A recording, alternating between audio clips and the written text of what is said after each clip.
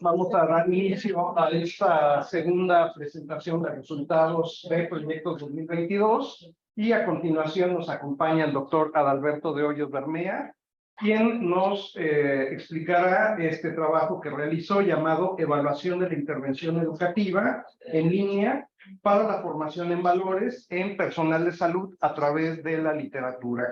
Les pido un fuerte aplauso para recibirlo. Muchísimas gracias. La verdad es que este es un proyecto individual solo en nombre porque me ha ayudado muchísima gente. Agradezco a la doctora Cortés que participó Jennifer también. Este es un proyecto que hicimos en conjunto con el Seguro Social. ¿Sí? Seguro Social saliendo de pandemia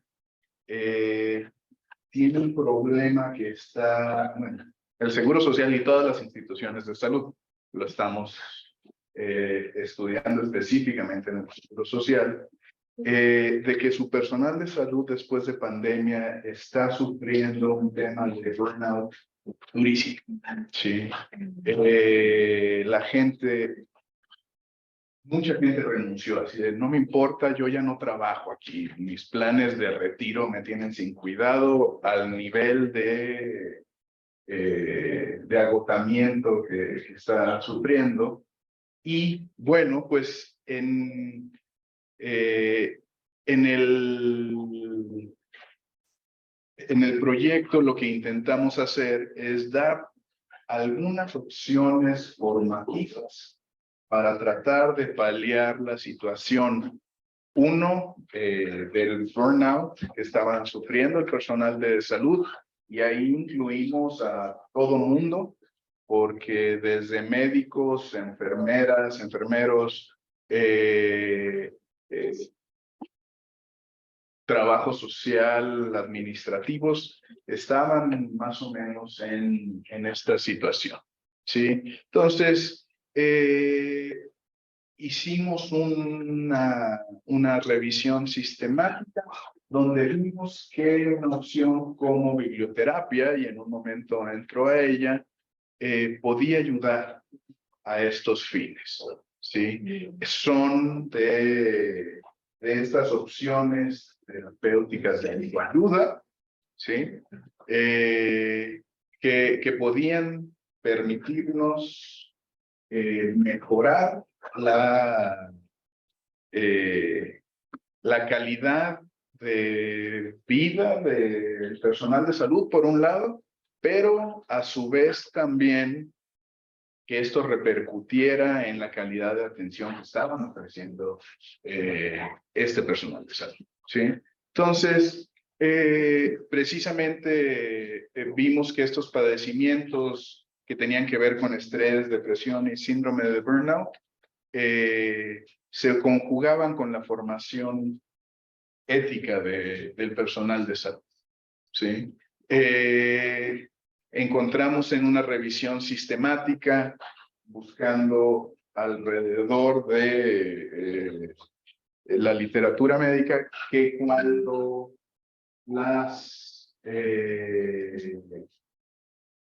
el estrés, cuando la depresión estaba en todavía etapas tempranas, algo como la biblioterapia era efectivo. Ya en las situaciones graves no ayuda en demasiado, pero bueno, si podíamos atajar aquellas etapas tempranas, ofrecer una intervención de biblioterapia en una etapa temprana, podía ser útil, ¿sí? Y bueno, esto no implica, uno de los grandes problemas del IMSS es que es tan grande y está tan dispersas sus clínicas en todo el país, que tenía que ser él. ¿Sí? No había muchas opciones. Entonces, hicimos una intervención educativa en el Hospital General de Zona 36, que se encuentra en Cardel, Veracruz. un hospital general de zona. Si lo piensan respecto a los hospitales generales de zona en la Ciudad de México, no es lo que es en otros lugares. En realidad es un hospital pequeño, pero aún así un hospital de referencia.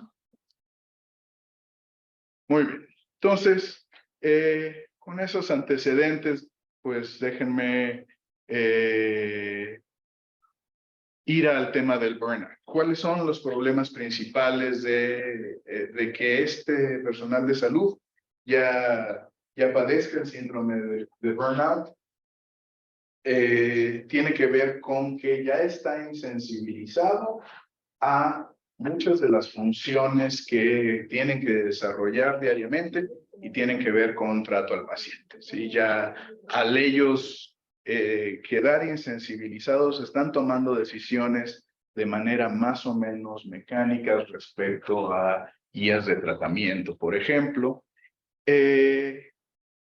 Una pérdida de sentido de la labor propia en la institución. Esto era importante, como quien ya está fatigado más allá de lo normal, llega a perder sentido de lo que está haciendo y solo está ahí, ¿sí? Pero se vuelve complicado. Entonces, una de las disciplinas que estudia el sentido de vida es la ética, ¿no? Y fue por eso que dijimos, bueno, quizás sea una buena opción. Pero nos encontramos con un problema grande. Se puede enseñar valores.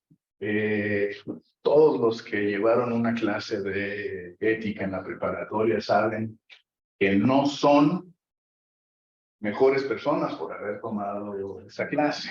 Sí, que sirve de tiempo.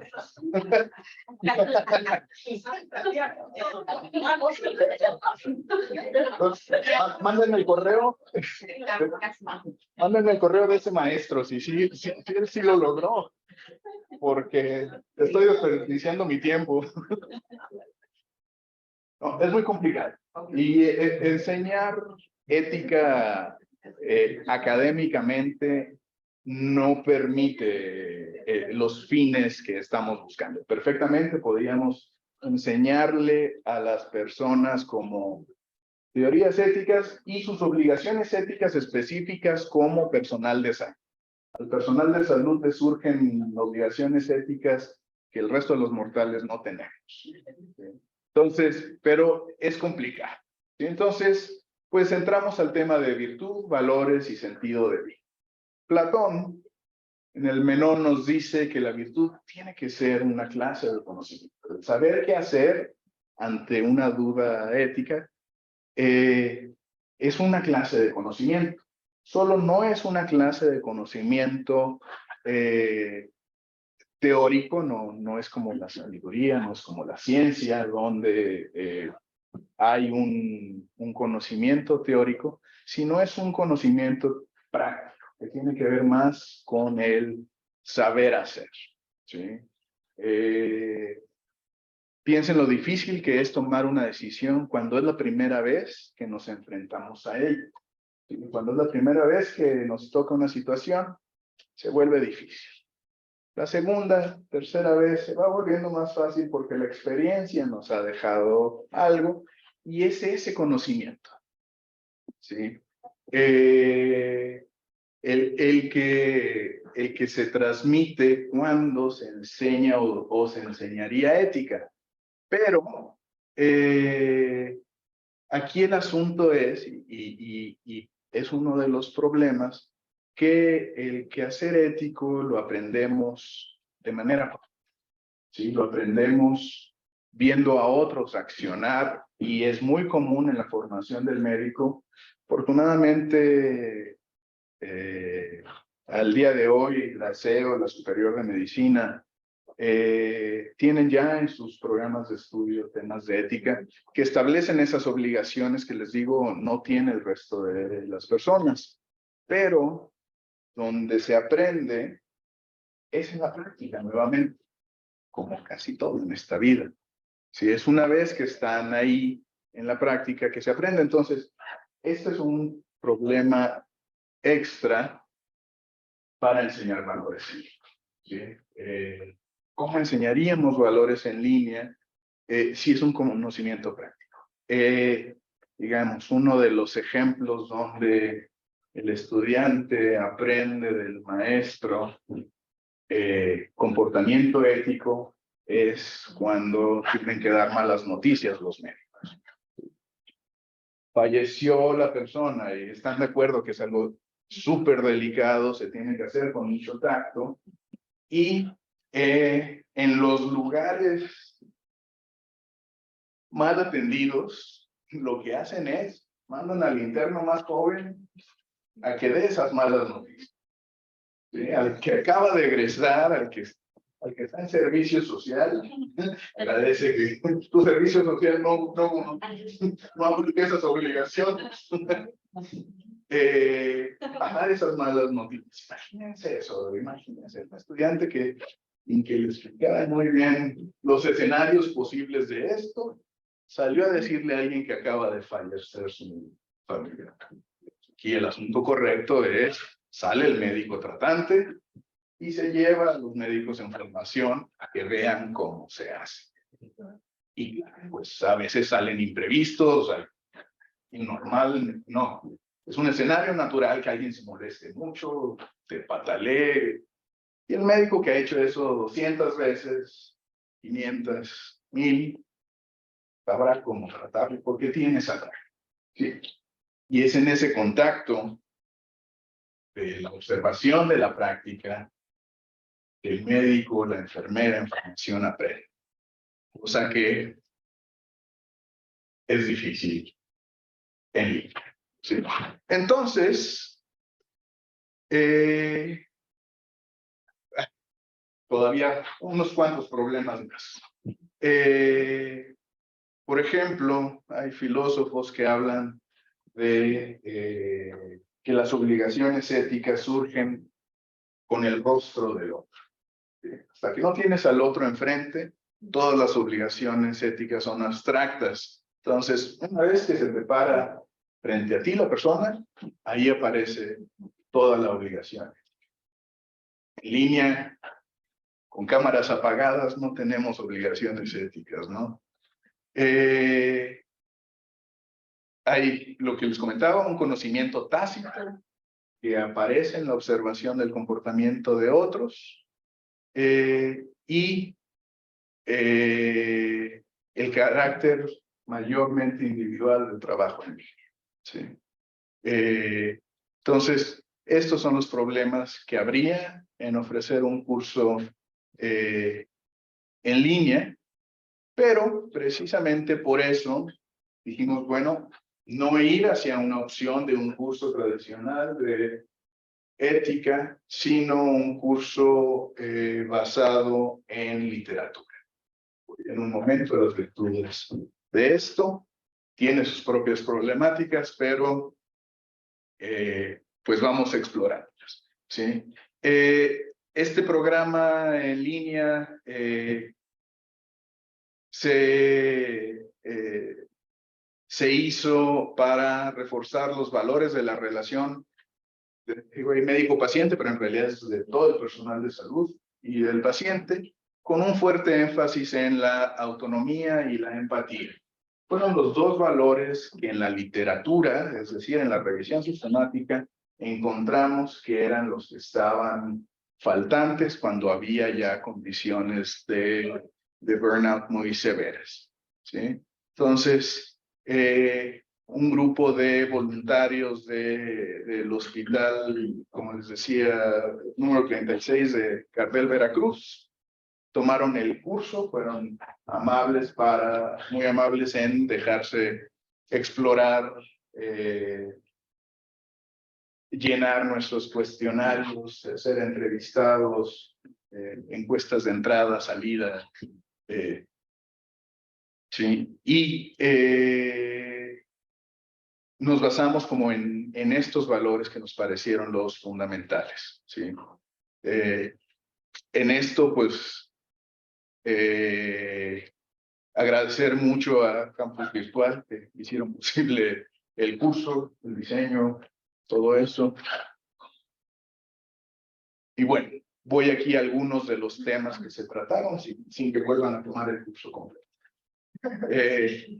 Sobre la relación médico-paciente y por qué pensamos que el usar la literatura es una buena opción en estos casos. ¿Sí?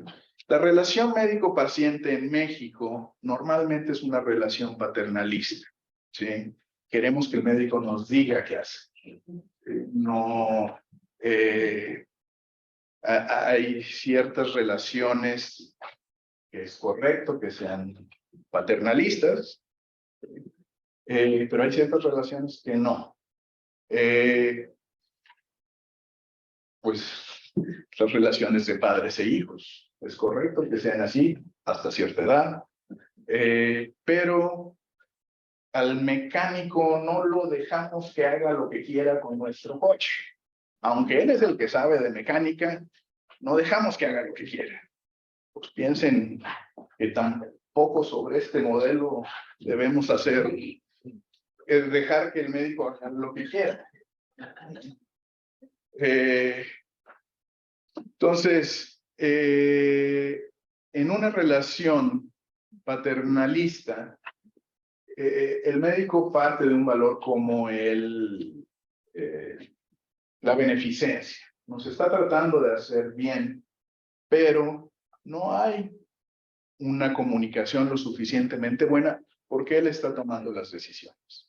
Si yo voy a tomar las decisiones, me tiene que dar mucha más información que la que me está dando para poder tomar una decisión. Y el problema es que eso ocupa tiempo. Y son de las cosas que las instituciones de salud públicas en México no tienen. Entonces, pues es problemático. Pero, y aquí las buenas noticias, algo como la literatura ayuda a esta relación por la vía de la empatía. Tomar los grandes maestros de la literatura para que los médicos se pongan en los zapatos de los pacientes. Es una manera de crear empatía, una relación más cercana entre los unos y los otros. Aquí les pongo de ejemplo mi favorita de todo este programa, pero utilizamos en este caso Tolstoy para La muerte de Iván Ilich. No las digo, no se las echo a perder, pero para el médico la muerte de Iván Ilich es evidente y es una cosa a partir de lo que él está viendo normal. Pues para Iván Ilich es el drama de su existencia, ¿no?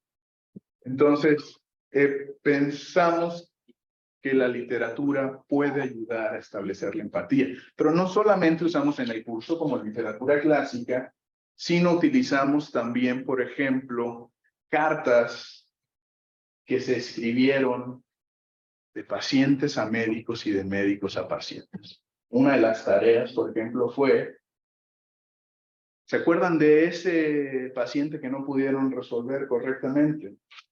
Escríbanle una carta. Y obviamente todas son anónimas respecto a quién es quién y demás. Escríbanle una carta y algunas de las cartas eran así de, entenderán que todos son humanos y, o sea, un médico de 35 años se habían muerto gentes que no se tenían que haber muerto o podrían no haber muerto, pero es muy dramático. Entonces, esas cartas también fueron muy valiosas en el curso. Digamos, en los libros que utilizamos ya habíamos hecho recopilación de algunas cartas de este tipo y cartas de pacientes a médicos, tanto diciendo que hicieron bien como que hicieron mal, ¿no? Esa lectura creo que causa empatía. ¿Sí?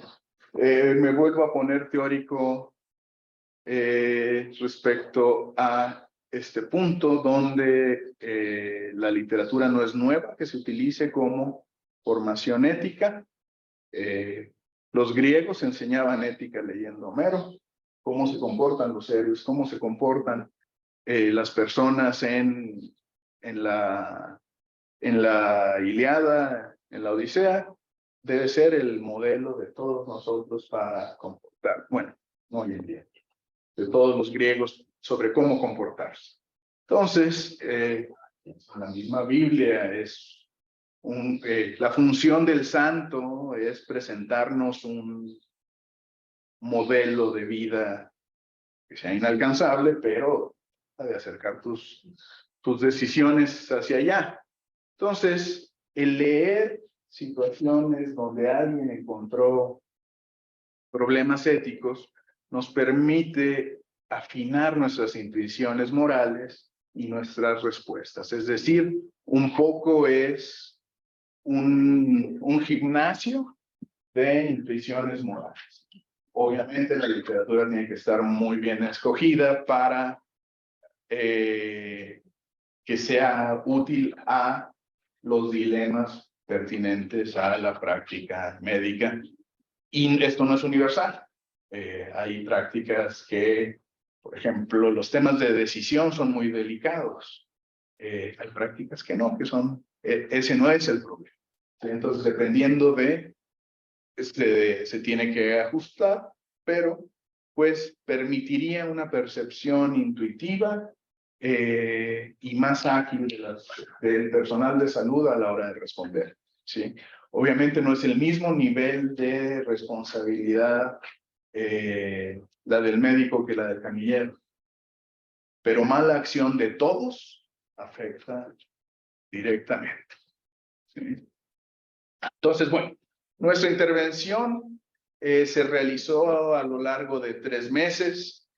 Una vez a la semana nos reuníamos con ellos para que expertos en literatura, poetas, invitamos de todas las especialidades en literatura, ¿sí? Que nos permitieran ir abordando los distintos valores que queríamos que el personal de salud viera, ¿sí? Se evaluaron los saberes adquiridos en la intervención educativa. Pusimos, por ejemplo, medimos su burnout a través de la escala de Maslach al iniciar el curso y al terminar el curso. Y alguna mejora hubo. No podemos saber la correlación precisa de esta. Pudiera ser que solo tener 1 hora de descanso a la semana para, o sea, si hubiera sido 1 hora de irse a rascar el ombligo, de todas maneras hubiera tenido un impacto favorable, o no, sí fue la intervención educativa. Pero digamos que fue, medimos burnout, medimos estilos de decisión ética y me falta uno. Perdónenme. Muy bien. Entonces, en el marco teórico nos permitió determinar que sí era un esfuerzo importante la biblioterapia. Se hizo el curso, consideramos exitoso y nos pasó algo que no estaba en el diseño, pero fue interesante. Tuvimos un grupo que nos hizo, que se inscribió, llenó todos los cuestionarios y abandonó el curso, bueno, no, abandonó el curso y al abandonarlo nos dio un grupo de control padrísimo. Los medimos y luego no entraron al curso y luego les dijimos, oigan, por favor, vuelvan a dar todas las pruebas de salida para ver si sí están mostrando estilos diferenciados respecto a quienes tomaron el curso en la forma de reflexión ética, y los resultados fueron bastante esperanzadores. ¿Sí? Se midieron los cambios significativos a través de estas instrumentos y se entrevistaron de entrada y salida como a 11 personas, ¿sí? Respecto a la metodología, creo que ya me brinqué la lámina, pero bueno, fueron entrevistas de 35 minutos, ¿sí? Y bueno, al finalizar el curso, les digo, 28 participantes aprobaron, lo cual ya es un impacto favorable del proyecto en sí mismo, ¿sí?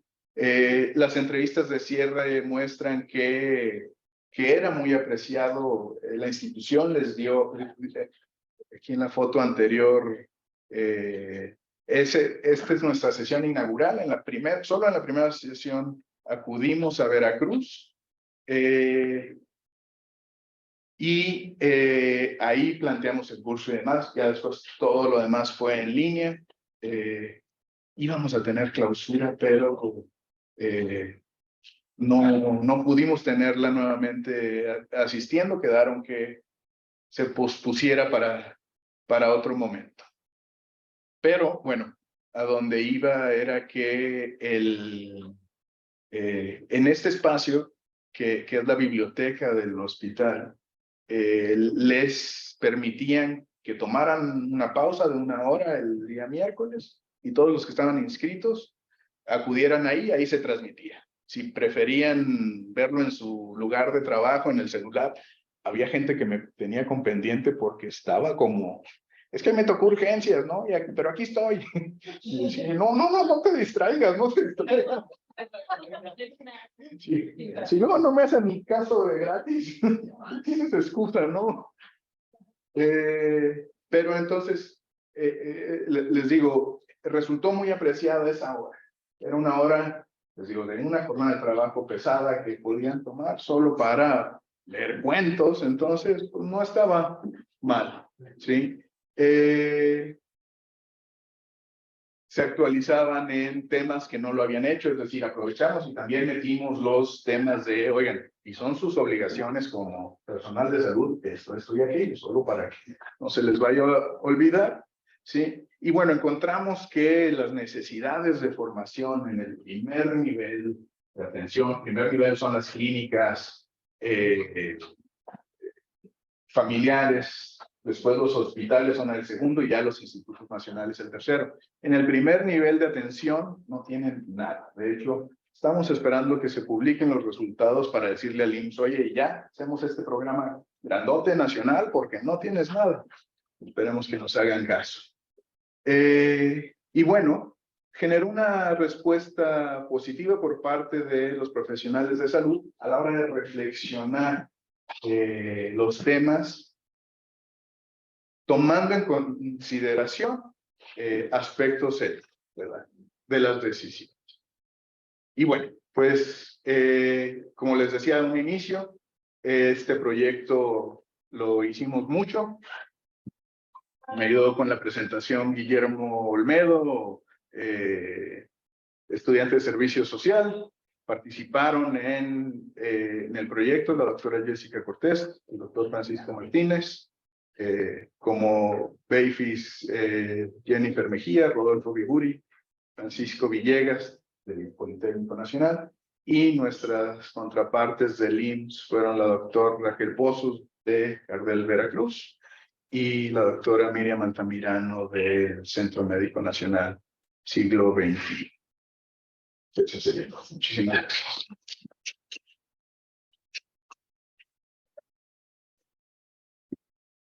Muy bien, pues vamos a abrir la sesión de preguntas. Quisiera dar inicio. No se montonen. Leti, por favor. Nada más, Alberto, felicidades, el tema está súper. La verdad es que les hemos pasado por una situación similar en cuanto a pérdidas en hospitales de este tipo de sector salud público. Sabemos y hemos padecido de esta falta de atención, ¿no? Derivada de la falta de ética de quienes nos atienden, ¿no? Pero bueno, mi intervención era nada más para comentar que en una formación, en una acción formativa virtual, ¿no? Acompañada, enriquecida con la educación en línea. Entonces, sí se podría, ¿no? Sí se podría, no es tan complicado, creo que tiene que ver con el diseño de las actividades, con la manera de intervención, y creo que a pesar de lo complejo que pudiera ser, promover, porque como bien dices, no se enseña la ética, sino promover a través de la enseñanza de la ética algunos valores, yo creo que sí es viable que se haga en línea, ¿no? En virtual, enriquecido con el... Ya. Sí, efectivamente tengo la esperanza que sí, porque si no, no tenemos esperanza de poder llegar muy lejos. Digo, a quienes se pudiera hacer, pues claro que ayuda, pero el impacto es muy pequeñito, ¿no? Y esa necesidad existe. Entonces, sí, la experiencia del curso, hicimos primero un piloto chiquitito aquí en el Centro Médico Nacional, pero ese como fue tan pequeño, fue difícil tener mucha retroalimentación. Este que ya fue tan largo, no tan largo, sino ya hubo más personas, íbamos por 50, les digo, y nos quedamos al final aprobando 28. Mostró que sí, que sí es posible y ayuda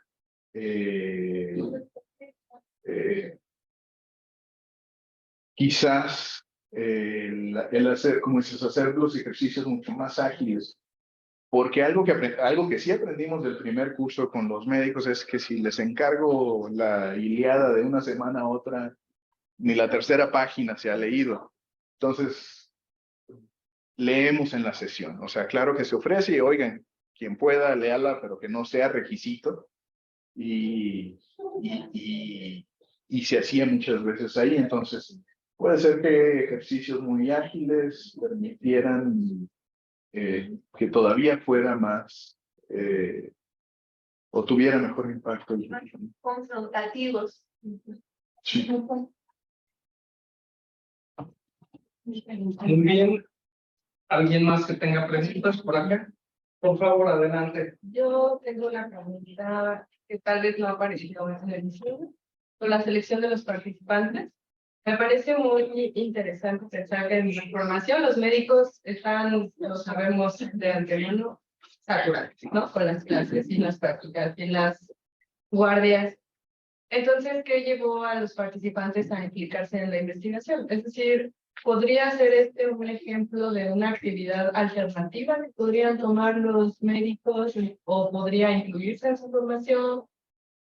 ¿Cómo podría...? Para quienes ya eran médicos, enfermeras, personal de salud, en general, para ellos, igual que para casi cualquier otro profesional de carrera, la actualización tiene un valor y no es la constancia que les emite el Politécnico les servía para comprobar eso. Actualización, el curso está registrado ante nuestra Secretaría de Investigación y Posgrado. Entonces esa parte les valía a ellos como mostrar horas de actualización, ¿sí? Para ellos era quienes tenían, digamos, un interés de ese lado. Hubo quienes no les interesó porque ellos querían actualización en cosas de su especialidad, ¿no? El tema ético no era de su interés, pero, digamos, muchos tenían ya la sensación de que un hueco grande, y sobre todo los médicos que tienen más años de haber egresado de los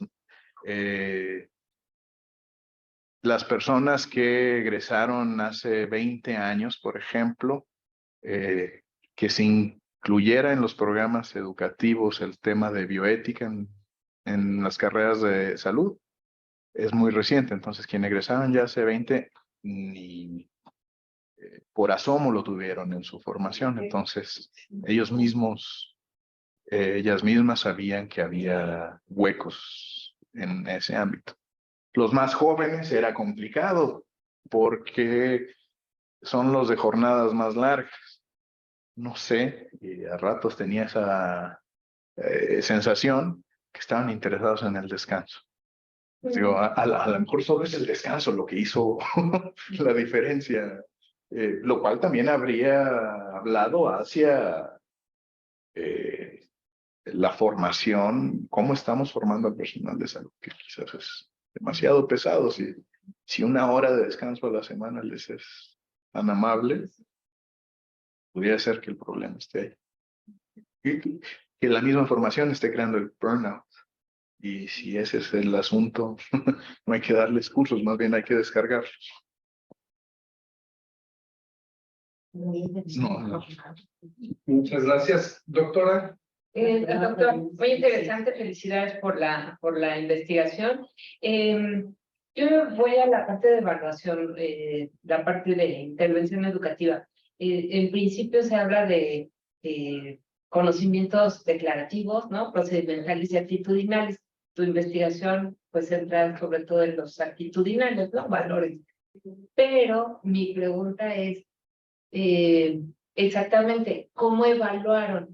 Mencionaste un instrumento, pero ¿qué fue lo que evaluaron? No identifico ese instrumento. ¿Cómo evaluaron si hubo ese cambio actitudinal?